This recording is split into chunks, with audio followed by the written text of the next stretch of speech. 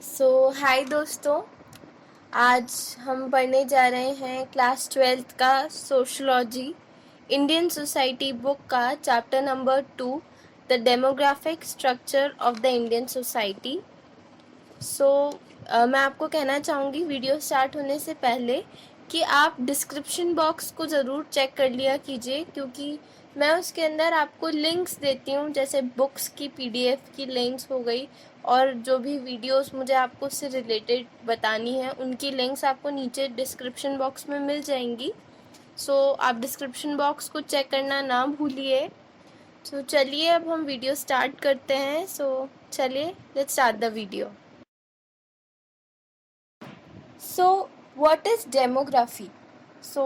Demography is the systematic study of population, यानी किसी भी population की systematic detailed study demography कहलाती है। ये जो word demography है, इसका origin दो Greek words से हुआ है। पहला demos, which means people, and graphein, which means describe. When we combine both the words demos and graphene together, it implies the description of people, यानी लोगों की जानकारी। इससे हम इसकी एक और डेफिनेशन निकाल सकते हैं कि demography is the description of people. फिर इसकी हमें एक और डेफिनेशन मिलती है कि demography on the basis of its study. वो क्या है कि demography studies the trends and processes associated with population। Demography एक ऐसा सब्जेक्ट है जो स्टडी करता है किससे, ट्रेंड्स को और प्रोसेसेस को, जो कि पॉपुलेशन से रिलेटेड होते हैं। अच्छा, अब ये ट्रेंड्स और प्रोसेस कौन सी?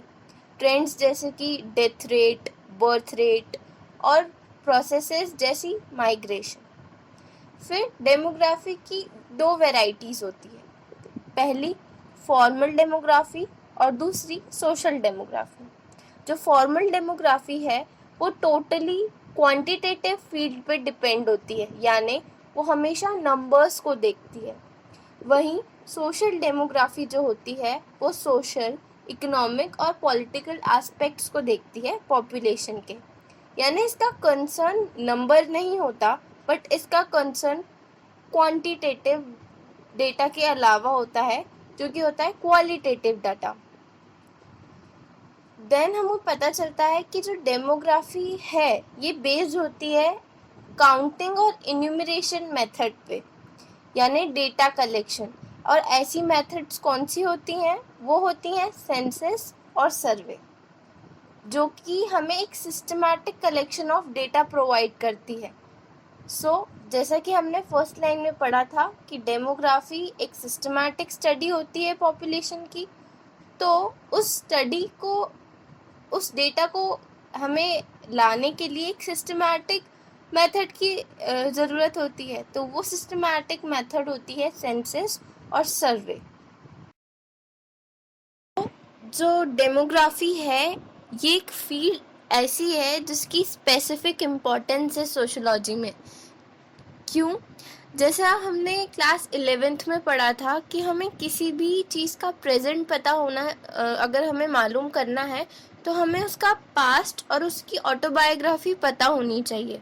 ये हमने क्लास 11th में पढ़ा है। उसी क्लास में हमने ये भी पढ़ा था कि हमने यूरोप के बारे में पढ़ा था, एनलाइटमेंट मूवमेंट के बारे में पढ़ा था, फ्रेंच रिवॉल्यूशन पढ़ा था, इंडस्ट्रियलाइजेशन पढ़ा था, और फिर उसके बाद हम इंडिया के ऊपर आए थे। तो वैसे ही हम देखेंगे कि जो later half of 18th century था यूरोप में, उस टाइम वहाँ पे स्टेट्स का फॉर्मेशन हो रहा था। उन्होंने उस वजह से उन्हें उन स्टेट्स के लिए एक रेगुलर डेटा की ज़रूरत पड़ी, ताकि वो उसके लिए गवर्नेंस ऑफ सिटीज़ कर सकते हैं, यानी पॉलिसीज़ वगैरह बना सके। तो वहाँ से डेमोग्राफी की शुरुआत हुई। इससे हम कह सकते हैं कि डेमोग्राफी एक पिलर है सोशोलॉजी के लिए, क्योंकि डेमोग्राफी के बिना सोशोलॉजी बन ही नहीं सकती। एक 1 मार्क का क्वेश्चन यहाँ बनता है कि the American census of 1790 was probably the first modern census. मतलब अमेरिका ने फर्स्ट सेंसस करवाया था, मॉडर्न सेंसस, जो कि हुआ था 1790 में। अमेरिकन सेंसस के बाद में इस प्रोसेस को यूरोप ने लिया और फिर यूरोप में सेंसस चालू हुए। फिर जो इंडिया था, जो इंडिया है सॉरी, सो इंडिया में सेंसस कब स्टार्ट हुए? सो इंडिया में जो सेंसस स्टार्ट हुए वो हुए बिटवीन 1867 से लेके 72 में ब्रिटिश इंडियन गवर्नमेंट के द्वारा। एक और 1 मार्क का क्वेश्चन यह बनता है कि जो रेगुलर 10 ईयर जो सेंसस होता है उसे हम बोलते हैं डिसेनियल। जो रेगुलर डिसेनियल्स हुए थे इंडिया में वो कब से स्टार्ट हुए थे? वो स्टार्ट हुए थे 1881 में। इसको मैंने अंडरलाइन किया है, आप भी इसे याद रखिएगा। फिर जब इंडिया इंडिपेंडेंट हो गया था उसके बाद से इंडिपेंडेंट इंडिया में हमने सेंसस करना स्टार्ट किए डिसेनियल। तो हम अभी तक 7 डिसेनियल सेंसस करा चुके हैं। और जो फर्स्ट डिसेनियल सेंसस हमने कराया था इंडिपेंडेंट इंडिया में वो हुआ था 1951 में।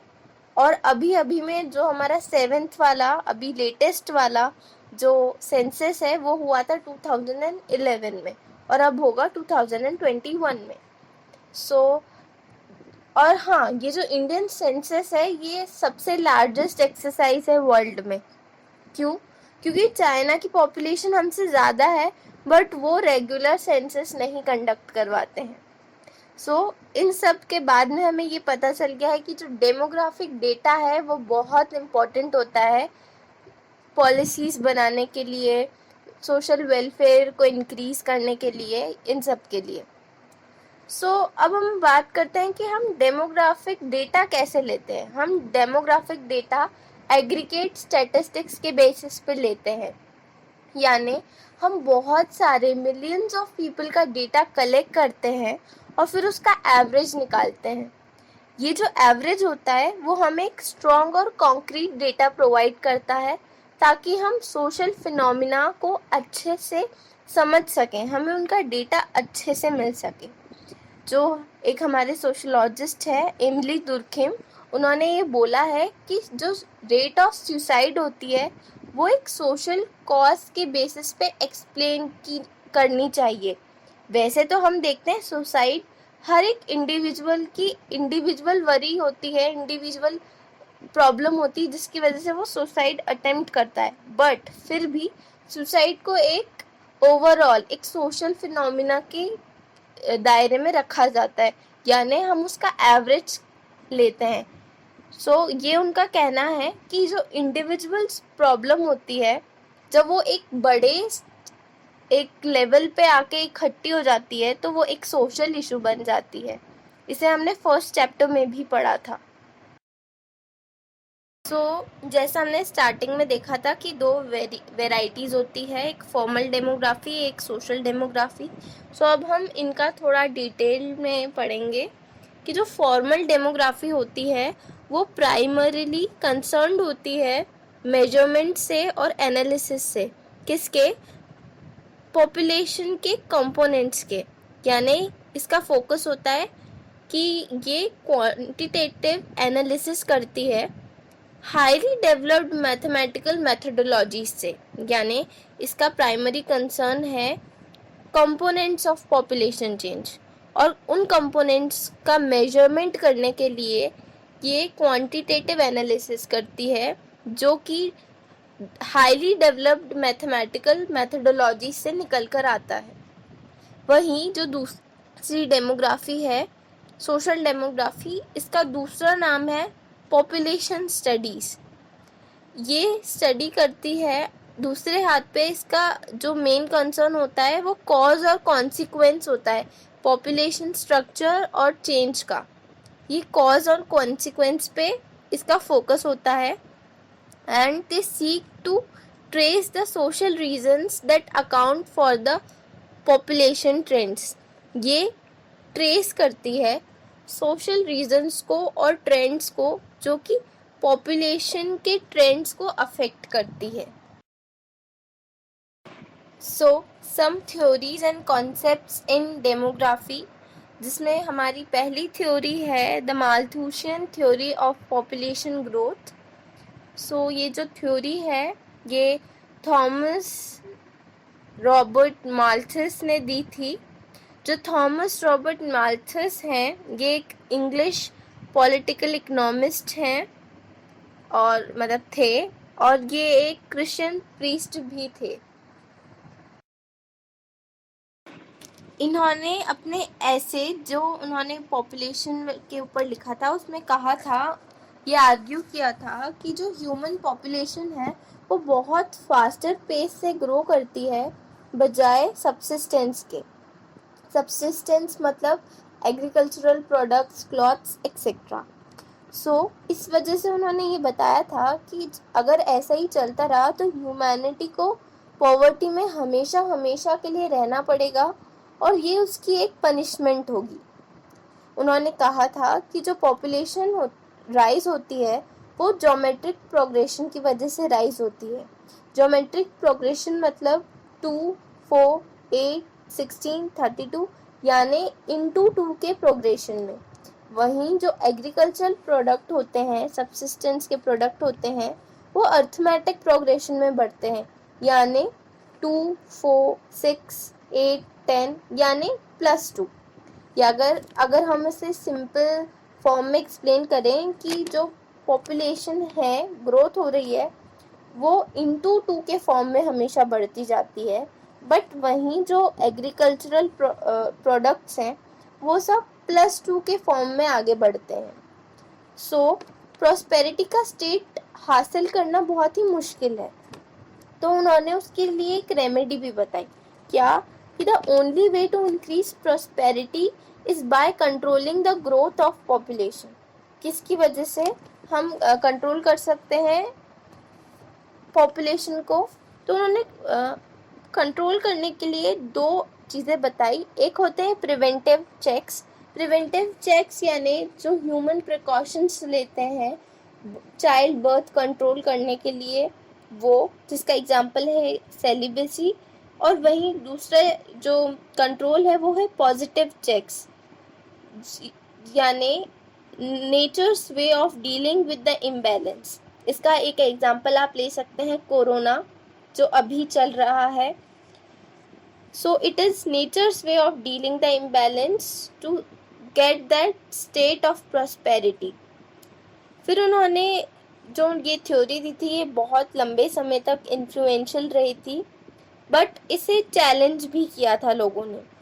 So most effective refusal was provided by the historical experience of European countries. फिर यूरोप आ गया कि यूरोप में जो चीज़ें पास में हुई उसने इनकी थ्योरी को कॉन्ट्राडिक्ट किया।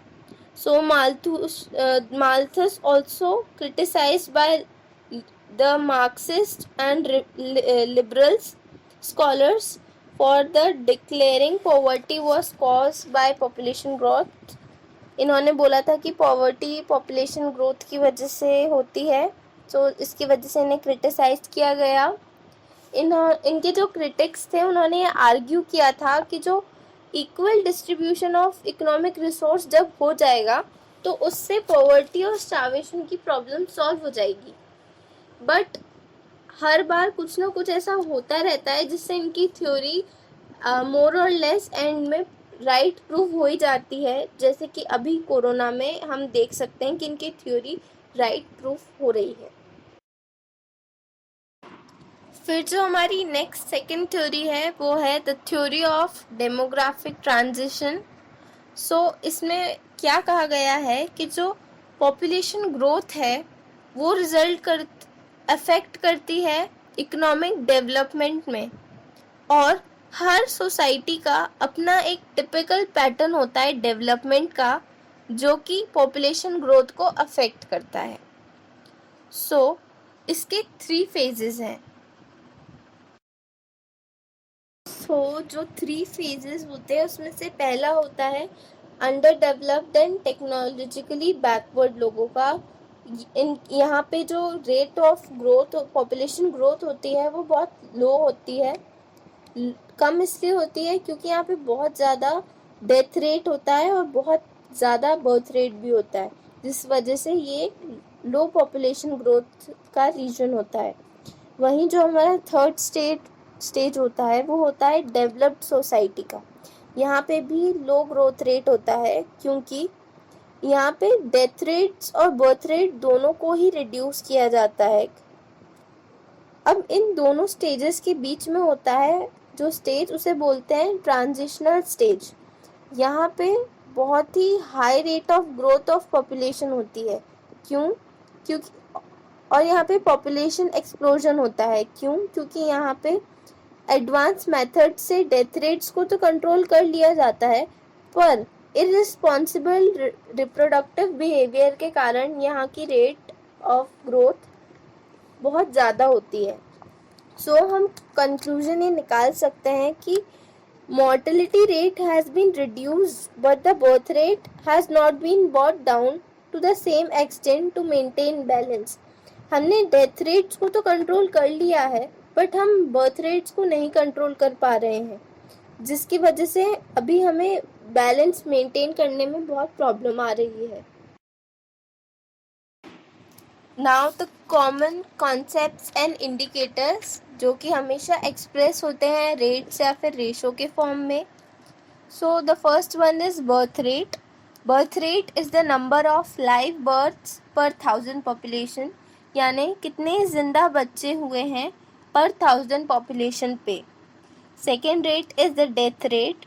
Death rate is the number of deaths in a given area during a given time पर 1000 पॉपुलेशन। हमेशा जो भी हम रेट्स ले रहे हैं उसमें पर 1000 ही आता है। सो जो डेथ और बर्थ होते हैं इन्हें हमेशा एप्रोप्रिएट अथॉरिटीज़ में रजिस्ट्रेशन कराना ज़रूरी होता है, क्योंकि ये स्टैटिस्टिकल डेटा हमारा या फिर हम कहें डेमोग्राफिक डेटा तैयार होता है इससे, इसलिए ये रजिस्ट्रेशन कराना इम्पोर्टेंट होता है। Then the third rate is the fertility rate. Fertility rate is the rate to the number of live birth per 1000 women in the childbearing age group, usually taken to be 15 to 49 years। यानी कितने live birth हुए हैं, बच्चों के कितने live birth हैं पर 1000 women जो कि चाइल्ड बेयरिंग एज में है। अब ये जो चाइल्ड बेयरिंग एज होती है वो होती है 15 to 49 ईयर्स की। Now the next rate is total fertility rate.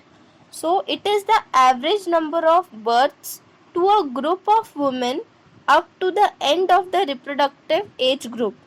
यानी एक ऐसा एवरेज बर्थ का जो कि ग्रुप ऑफ वुमेन देती हैं and of the reproductive age group, उनकी एज ग्रुप के एंड तक, कि वो अपनी रिप्रोडक्टिव एज के एंड तक कितनी चाइल्ड बर्थ की कैपेसिटी रखती हैं, कितने चाइल्ड बर्थ हो सकते हैं एक ग्रुप में, ग्रुप ऑफ वुमेन के, उसे कहते हैं total fertility rate. Now the next rate is infant mortality rate. So the infant mortality rate is the number of deaths of babies before the age of 1 year per 1000 live birth childs। यानी कि जो बच्चे 1 साल की उम्र से पहले ही जिनकी डेथ हो जाती है पर 1000 लाइव बर्थ्स में से, वो इन्फेंट मोर्टेलिटी रेट कहलाती है। So the next rate is maternal mortality rate. Maternal mortality rate is the number of women who die in child birth per 1000 live births. सो एक ऐसा रीज़न पता लगा है कि जो हाई IMR यानी इन्फेंट मोर्टेलिटी रेट और मैटरनल मोर्टेलिटी रेट्स जो होते हैं उसका वो एक इंडिकेटर होते हैं। किसके इंडिकेटर होते हैं? पॉवर्टी और बैकवर्डनेस के। सो जो मैटरनल मोर्टेलिटी रेट है वो नंबर होता है उन वुमेन्स का जो कि चाइल्ड बर्थ की वजह से जिनकी डेथ हो जाती है per 1000 live births of babies. So the next thing is life expectancy. So it refers to the estimated number of years that an average person is expected to survive.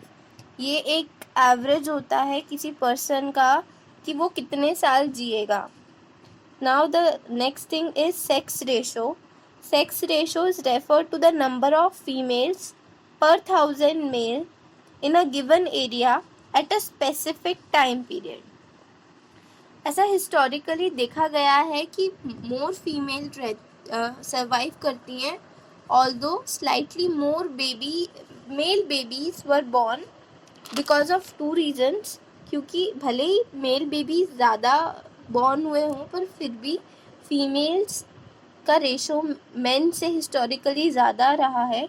उसके दो reason रहे हैं, क्योंकि जो girls का resistance power होता है किसी भी डिजीज़ के लिए एक इन्फेंट में, वो ज़्यादा होता है बजाय लड़कों के। और जो वुमेन्स होती हैं वो आउटलिव करती हैं मेन को, यानी वो मेन से ज़्यादा जीती हैं और they are more older than men. ऐसा जैसे आप देख सकते हैं कि बहुत लोगों की शादी जल्दी हो जाती है, तो ऐसा डिफरेंस होता है हस्बैंड की एज में और वाइफ की एज में। सो इस वजह से हस्बैंड की डेथ जल्दी हो जाती है और वाइफ की नहीं होती है। सो इस कारण से जो रेशो था वो 1050 women per 1000 मेल था historically, but now there are more boys and less girls because of son preference and the neglect to the girl babies। So अब हम अगली रेट पे आते हैं। So the next thing is the age structure of the population। So the age structure of the population refers to the proportion of persons in different age group relative to the total population. यानी हम proportion में बांट देते हैं सब age groups में और फिर उनका टोटल एज अ पॉपुलेशन के उसमें उनका रिलेशन निकालते हैं। Now the next fourth rate is dependency ratio. So the dependency ratio is equal to the population below 15 or above 64 divided by the population in the age group 15 to 64, या simply the non-earning age group people divided by the earning age group people। Now the next thing is aging of the population। So when the age structure of young age groups is less and proportionate in younger age groups are large। So ageing of population मतलब जब आपकी working population धीरे धीरे करके dependency की तरफ जाती है तो ये एजिंग ऑफ पॉपुलेशन कहलाती है, यानी पॉपुलेशन का बूढ़ा होना। बट इससे एजिंग से पहले जो आपका स्टेज होता है वो होता है डेमोग्राफिक डिविडेंड। इससे आपको आपकी कंट्री को बेनिफिट होता है। बट ये जो डिविडेंड होता है डेमोग्राफिक डिविडेंड, ये टेम्प्ररी होता है क्योंकि कुछ समय के लिए, जैसे अभी इंडिया के पास में बहुत ज़्यादा यूथ है, यानी यूथ ज़्यादा है तो इंडिया अभी अपनी इकनॉमी को बहुत अच्छे से सुधार सकता है।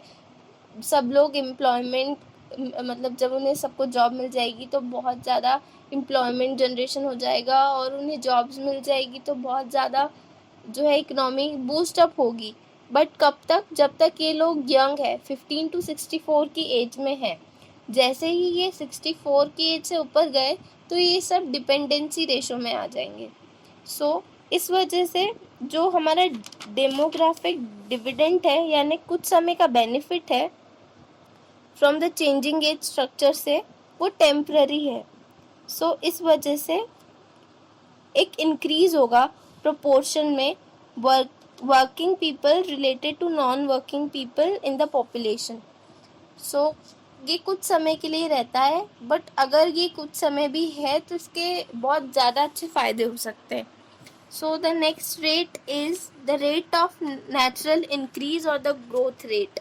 So it refers to the difference between the birth rate and the death rate, यानी बर्थ रेट और डेथ रेट का डिफरेंस कहलाता है ग्रोथ रेट। और when growth rate is 0 which means stabilised और reach to the replacement level, यानी जब growth rate 0 होती है ये एक स्टेबिलिटी की रेट होती है, यानी जितने बर्थ हुए हैं उतनी ही डेथ्स हुई हैं। इसका मतलब कि जितने बर्थ हुए हैं वो उतनी डेथ्स को रिप्लेस कर देंगे। सो इसे एक रिप्लेसमेंट लेवल भी कहा जाता है। So the size and growth of India's population, second most populous in the world after China. So India's population is 1 to 1 crore according to 2011 census. So the growth rate has not always been very high. In year 1911 and 1921, a negative rate was shown because of the influenza epidemic. Decline in death rate after 1921 because of the control over famines and epidemics. So the this epidemic of 1911 and 1921 was the single biggest epidemic, and that was influenza epidemic. In 1918 and 19, it killed 125 lakh people, which means 5% of the total population of that time. It was also known as Spanish flu. So this was basically, the influenza was basically spread by a virus. It attacked the upper respiratory tract like corona. It is the most infamous pandemic, and it was Spanish flu. It killed 40 million people in 1918 and to 19. There were two other influenza pandemic also, which are Asian influenza, which was spread in 1957, and Hong Kong influenza, which was spread in 1968. अभी तो हम influenza pandemic पढ़ रहे हैं, but अगले साल की book में इसकी जगह कोरोना लिखाएगा। So bad luck this time, corona नहीं पढ़ रहे हम, या कहूँ good luck this time. And हमें एक और चीज़ पता चलती है कि सूरत में एक स्मॉल पैंडमिक ऑफ प्लेग हुआ था सितंबर 1994। हमें इतनी डिटेल्स इसलिए पढ़नी पड़ रही है क्योंकि हमें जो न्यू पैटर्न है उसके अकॉर्डिंग जो 1 मार्क क्वेश्चन है वो भी आते हैं। सो उसके लिए हमें ये सब पढ़ना ज़रूरी है। Then the dengue and chikungunya epidemic spread in 2006 in major states. फिर अब हम आगे पढ़ेंगे कि यहाँ पे आप देख सकते हैं कि जो दिया हुआ है टेबल 1 में, the population of India and its growth during the 20th century, कि कैसे जो ईयर्स हैं उसमें आपको डिफरेंस दिख रहा है कि कैसे टोटल पॉपुलेशन इंक्रीज़ हो रही है, कैसे एनुअल ग्रोथ रेट आप देख सकते हैं कि 1921 में नेगेटिव हो गई है ग्रोथ रेट। और आप पूछ रहे होंगे कि ये, आपके मन में डाउट होगा कि ये डिकेडल ग्रोथ रेट क्या है। सो ये एक ओवरव्यू है of the percentage of total population growth in a particular decade. मतलब इसको निकालें कैसे, जैसे आप ईयर 1921 देख रहे होंगे जो कि है टोटल पॉपुलेशन 251, और उसके साथ में 1911 में है 252। जब आप 251 में से माइनस करेंगे 252 तो आंसर आएगा -1, और जब आप -1 में से 1 मतलब -1 को 252 से डिवाइड करेंगे तो आंसर आएगा -0.3। सो ऐसे निकालते हैं इस DGR को परसेंट में। फिर नीचे आपको एक चार्ट दिख रहा होगा जिसमें बर्थ रेट और डेथ रेट आपको दिख रही हैं। सो इसमें आप देख सकते हैं कि जो ब्लू कलर की बर्थ रेट है ये कम तो हो रही है, बट उस पेस से नहीं हो रही है जैसे डेथ रेट हो रही है। आप देख सकते हैं डेथ रेट बहुत रेड कलर की जो है वो बहुत जल्दी नीचे आ रही है, मतलब हम डेथ रेट्स को बहुत आराम से और जल्दी से कंट्रोल कर पा रहे हैं, बट वहीं बर्थ रेट को नहीं कर पा रहे हैं।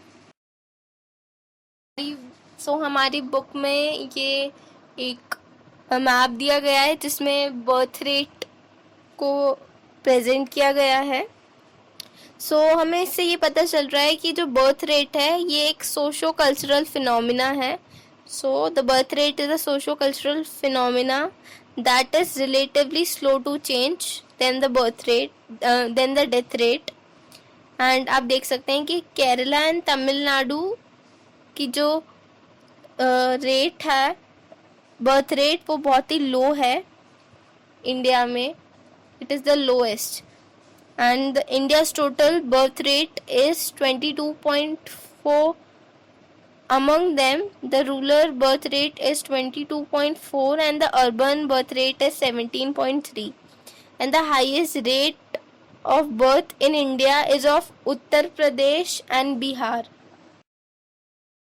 The famines were also a major and recurring source of increased mortality, यानी फेमाइन की वजह से बहुत ज़्यादा लोगों की डेथ हुई है। सो जो कॉज है फेमाइन के वो क्या क्या हैं? हाई लेवल ऑफ पॉवर्टी, मतलब पॉवर्टी ज़्यादा थी, माल न्यूट्रिशन था, लैक ऑफ कम्युनिकेशन था, लैक ऑफ ट्रांसपोर्टेशन था, और उसके साथ साथ इनएडिक्वेट efforts of the part of state, यानी उस टाइम की जो स्टेट यानी गवर्नमेंट थी, मतलब उस टाइम पे जो बंगाल फेमाइन था तो उस टाइम पे ब्रिटिशर्स थे, तो उन्होंने कुछ भी नहीं किया था वहाँ पे, जो चल रहा था वैसे ही चलने दिया था, जिस वजह से ये स्प्रेड हुआ। So, as per the scholars like Amartya Sen, the famines also caused due to failure of entitlements, मतलब the inability of people to buy or otherwise obtain food. So, इसी के लिए फिर बाद में the national rural employment guarantee act को लेकर आए, and it is the latest state initiative to tackle the problem of hunger or starvation in rural areas. Age structure of the Indian population, जैसे हम पहले बात कर चुके हैं कि India has a very young population, और यहाँ पे मैंने इंडिया का 2026 का एक चार्ट लगाया है, चार्ट 4 में से क्रॉप करके, विच इज़ अ प्रोजेक्शन। अब आप बोलेंगे प्रोजेक्शन क्या होता है? सो it is the estimate drawn from the past rates and past data, उसे हम projection बोलते हैं। So simply हम एक conclusion draw कर सकते हैं चार्ट 4 का, जिसमें हमने 4 चार्ट्स देखे हैं, और उसका ये conclusion है कि as more and more people begin to live to an older age, the top of the pyramid grows wider. As relatively fewer new births take place, the bottom of the pyramid grows narrower. इसका मतलब जैसे जैसे लोगों की death rate, हम जैसे death rate control करते रहेंगे तो लोग ज़्यादा जिएंगे, सो लोग ज़्यादा जिएंगे और बर्थ रेट्स को हम कंट्रोल करेंगे, तो जो पिरामिड होगा आने वाला वो उसका टॉप ब्रॉडर होगा और उसका बॉटम नैरोअर होगा।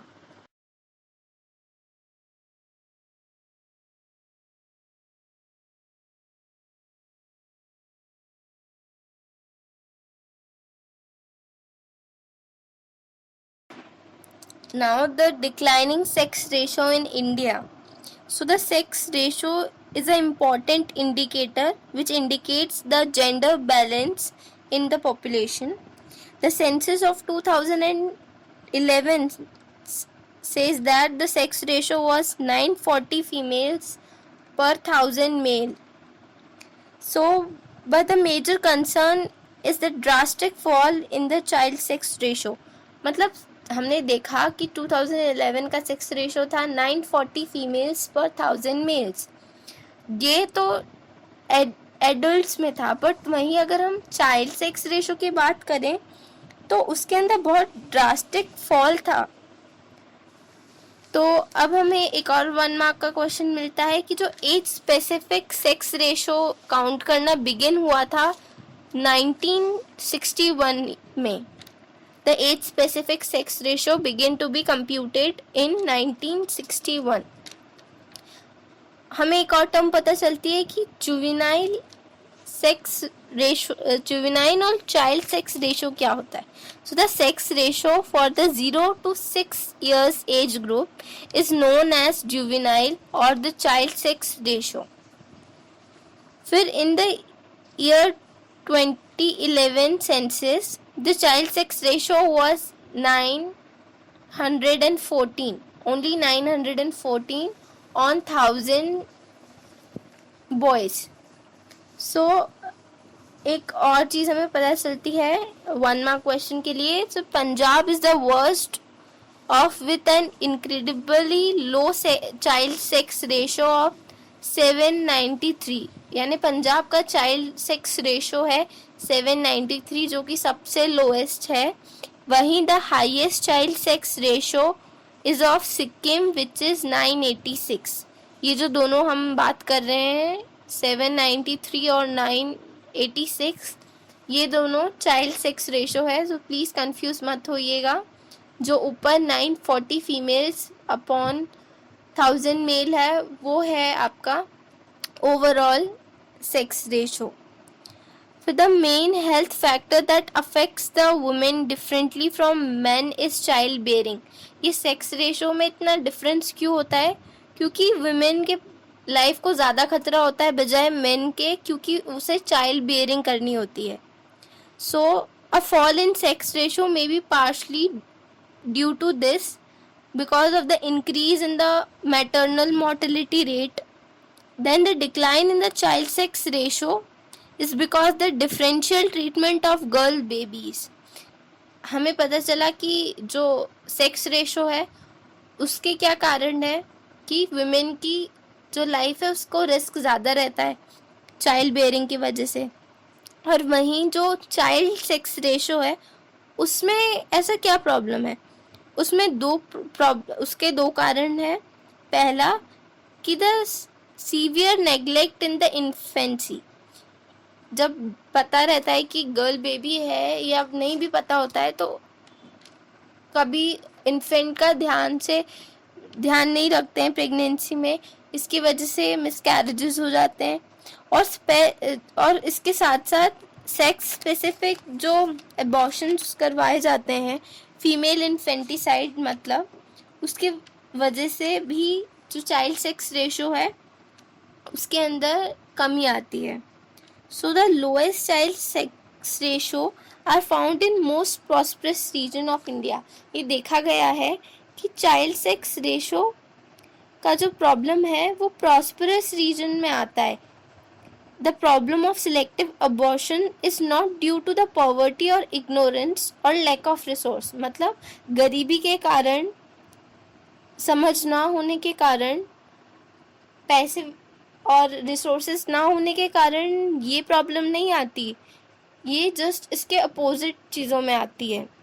सो जो इकोनॉमिकली प्रॉस्परस फैमिलीज होती हैं they decide to have fewer children and they may also wish to choose the sex of their child। इस वजह से गवर्नमेंट ने एक स्ट्रिक्ट लॉ पास किया to ban this practice by imposing heavy fines and imprisonment with punishment known as the Prenatal Diagnostic Technique Act, which was forced since 1996 and strengthened in 2003। मतलब उसे force में लाया गया 1996 में और इसे और मजबूत किया गया 2003 में। Now that depends more on how social attitude evolves. अब ये जो सेक्स रेशो है ये किस पे डिपेंड करता है कि कैसे सोशल एटीट्यूड इवॉल्व होगा। सोशल एटीट्यूड के ऊपर डिपेंड करती है सेक्स रेशो। एक स्कीम भी आई है Beti Bachao Beti Padhao, that it proved to be an important policy to increase the child sex ratio in the country। ये बेटी बचाओ और बेटी पढ़ाओ की स्कीम से भी चाइल्ड सेक्स रेशो में सुधार आने लगा है।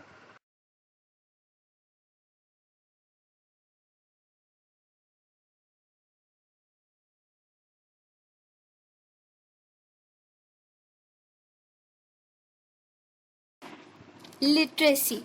Literacy is an instrument of empowerment. Empowerment means to give ability.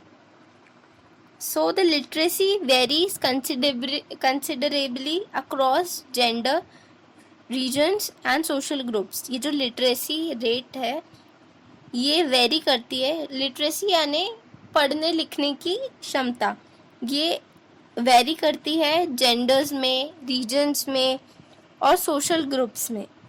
The literacy rate for women is 16.7% less than main in 2011 census.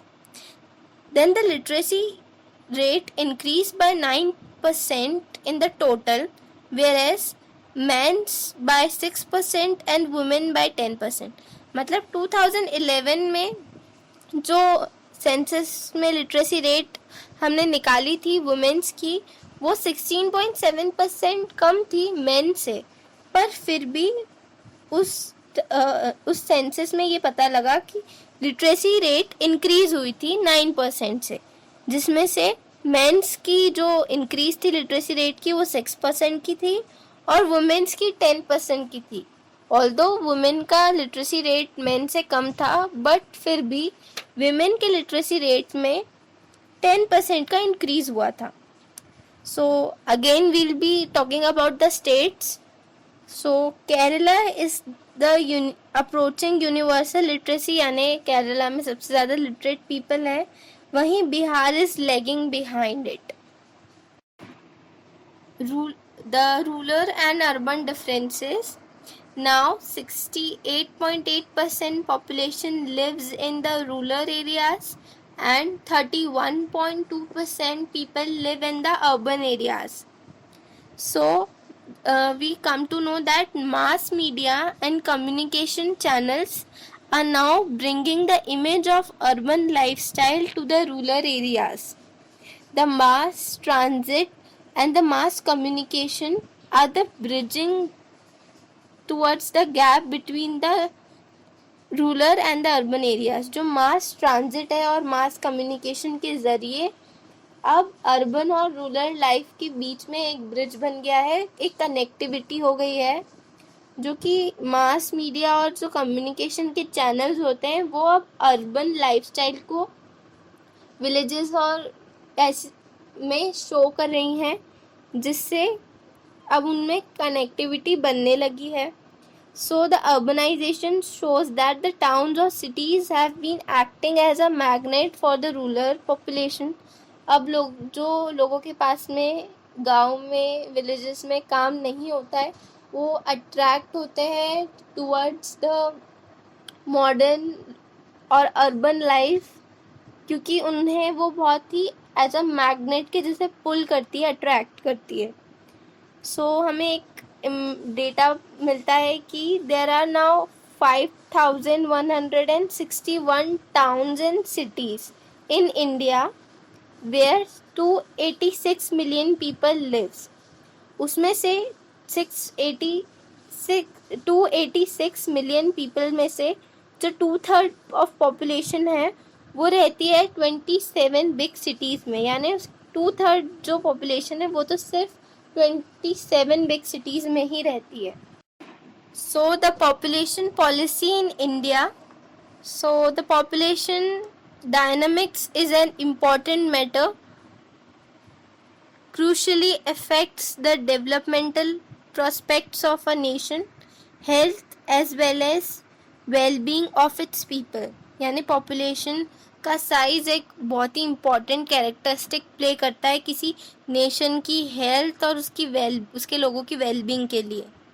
So India has its official population policy कि ये India के पास में अपनी खुद की पॉपुलेशन पॉलिसी है, and India was perhaps the first country to explicitly announce such a policy in the year 1952.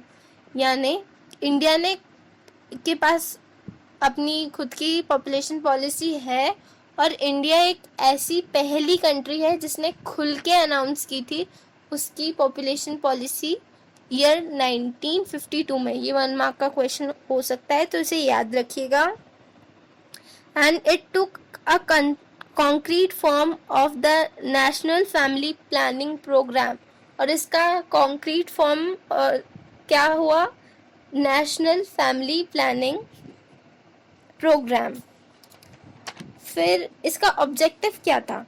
इसका objective था to slow down the rate of population growth by birth control methods, improve public health standards and increase public awareness.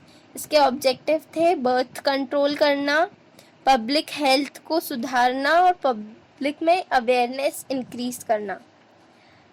तो जो ये the family planning programme था, इसने एक बार setback भी सफ़र किया था during the national emergency in 1975-76। The rate of population growth was bring down by the mass sterilization program। जो ये sterilization का मतलब क्या होता है? It means the medical procedures like vasectomy in men and tubectomy for women, which prevents the conception and childbirth. So, vast number of poor powerless people were forcibly sterilized by the lower level government officers who bring them, and after the emergency this process was abandoned।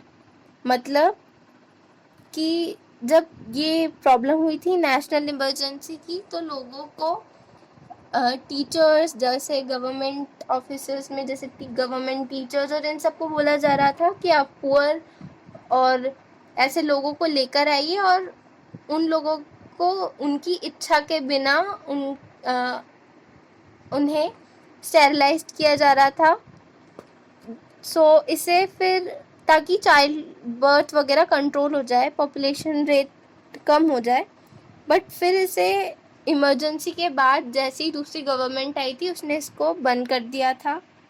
फिर जो ये national family planning programme था उसको rename किया गया to national family welfare programme after the emergency. और फिर इसका broader based set of socio demographic objective हुआ जो था a new set of guidelines, जिसको नेशनल NPP 2000 के नाम से निकाला गया। तो यहाँ पे जो बॉक्स नंबर 2.4 है, इसमें हमें एक डेफिनेशन मिलती है कि पॉपुलेशन मोमेंटम क्या होता है। So the population momentum refers to a situation where a large group of women of reproductive age will fuel population growth over the next generation, even if each woman has fewer children than the previous generation did। पढ़ते से ही सुनते से ही ऐसा बहुत ज़्यादा लग गया कि भैया है क्या ये। तो सिंपल लैंग्वेज में अगर हम समझें तो ये है, पॉपुलेशन मोमेंटम उसे कहते हैं जब एक ग्रुप ऑफ वुमेन जो कि रिप्रोडक्टिव एज की हो, वो अगर फ्यूअर, वो भी पॉपुलेशन को फ्यूल अप कर सकती हैं और ग्रोथ रेट बढ़ा सकती हैं, और नेक्स्ट जनरेशन बहुत ज़्यादा होगी। क्यों? क्योंकि भले ही अभी की वुमेन जो हैं बेबीज़ कम करें पुरानी जनरेशन से, पर फिर भी उनके बेबी ज़्यादा होंगे, क्योंकि पुरानी जनरेशन के बेबीज़ ही इस जनरेशन की मदर्स हैं। मतलब वो पुराने जनरेशन की ही इसमें वुमेन है, तो वो ऑलरेडी ज़्यादा है। सो वो अगर एक एक दो दो बेबीज़ भी करेंगी तो भी वो पॉपुलेशन को फ्यूल अप कर देंगी। तो इसे कहते हैं पॉपुलेशन मोमेंटम। फिर इसके साथ में आप देख सकते हैं बॉक्स नंबर 2.5, ये आपका important goals of national health policy 2017 के बारे में है। मेरी बुक में 2010 के बारे में दिए गए हैं, उसमें से मैंने 6 पॉइंट्स छाटे थे, बट ये न्यू बुक के हिसाब से ये पॉइंट्स हैं। सो आप देख सकते हैं कि इसमें क्या क्या थे चीज़ें। कुछ कुछ तो सेम है, जैसे कि इसमें मोर्टेलिटी रेट को कम करना, reduce the infant mortality rate, reduce maternal mortality rate to achieve the, पहले 2010 में 100% registration death, birth, marriage and pregnancy के उसे एक गोल में लिया गया था, बट अब ये नहीं है। पहले promotion of delayed marriage for girls एक गोल था, बट अब ये नहीं है। School education up to age 14 free and compulsory, ये पहले था बट अब इस वाले प्लान में नहीं है। But to achieve the target of 2020 is termed as the target of 90-90-90 for the HIV AIDS के लिए, and to achieve and maintain a cure rate of less than 85% in new positive patients for TB। सो आप इसे एक बार पढ़ लें पूरे box को, और जो इनकी मेन चीज़ें हैं वो निकाल लें। जैसे कि मैंने 2010 के लिए की पॉइंट्स बनाए थे। मैं आपको 2010 के की पॉइंट्स बता देती हूँ, जो थे school education up to age 14 free and compulsory. Second is the reduce infant mortality rate less than 30, reduce maternal mortality rate less than 100, achieve universal immunisation of children, ये इसमें भी 2017 के प्लान में भी है। Then the delay marriage for girls, achieve 80% institutional deliveries and 100% deliveries by trained persons and achieve 100% registration। अब हमारी video ख़त्म हो गई है, ये चैप्टर ख़त्म हो गया है। If you like this video please like, comment, share and do subscribe my channel। I know this video is increased by length, but इसमें मैंने बहुत सारी चीज़ें कवर करने की कोशिश की हैं जो इम्पोर्टेंट थी। मेरे पास जो बुक है वो उसकी प्रिंटिंग 2018 की है, ऑल्दो मैंने न्यू बुक परचेस की है, बट उसकी प्रिंटिंग है वो है 2018 की। कुछ उसमें चेंजेस हुए हैं, तो मैंने आपको डिस्क्रिप्शन में लिंक दे दी है अभी की रिसेंट बुक की, तो आप उसमें से उसको पढ़ सकते हैं। Thanks for watching.